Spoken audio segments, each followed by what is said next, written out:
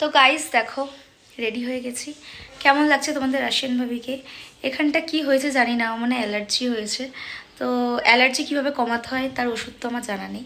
যদি তোমাদের জানা থাকে তাহলে আমাকে একটু কমেন্ট করে জানিও। তো দাঁড়াও, পিছনে লাইটটা না জ্বালিয়ে কি বেটার আসছে? পুজো পুজো পুজো ফাইনালি কালকে পুজো শেষ হলো, আমার ঘোরাও শেষ হলো।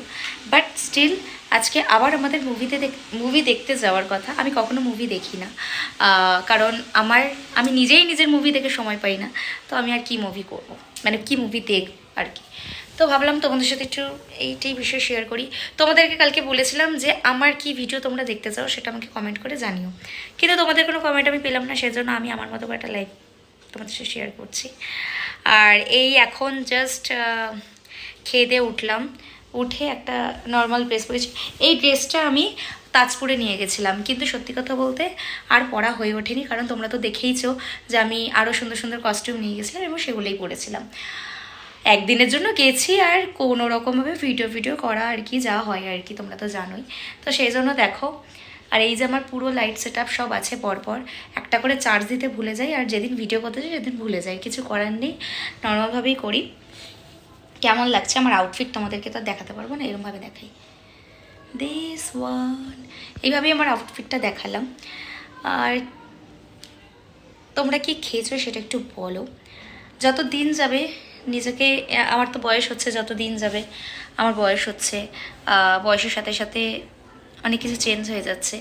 তো জানি না আমি কতদিন আছি, বাট যতদিন আছি তোমাদেরকে এন্টারটেন করে যাব, তোমাদেরকে ভালোবেসে যাব আমি।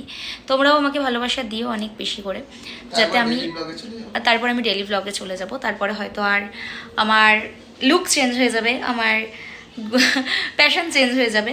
তো এই হলো ব্যাপার। আমার ভুল করে হাত লেগে আমার ভিডিওটা অফ হয়ে গেছিলো, তারপর আবার হয়েছে। কালকের এই ভিডিও করতে গিয়ে আমার যেরকম ভিডিওটা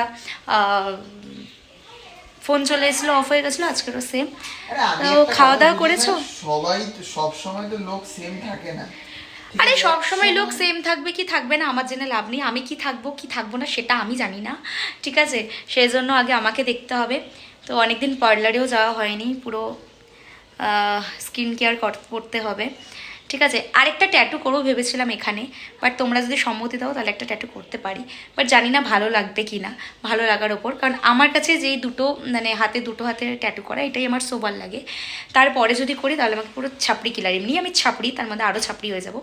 তো সেই জন্য ভাবছি যে থাক তাহলে।